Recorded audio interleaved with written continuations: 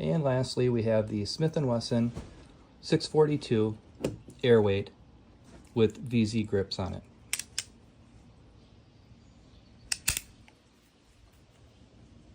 This is chambered in 38 special. It takes plus Ps, and with no surprise, this is the gun that I end up carrying on a day-to-day basis.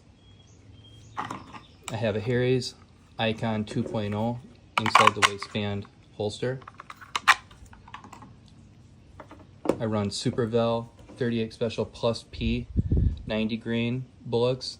It's like a light 357 equivalent load. I shoot it really well. It disappears in my waistband, and I can carry it all day. I can carry it with basketball shorts, jeans, dress shorts. It doesn't really matter. You just forget it's there.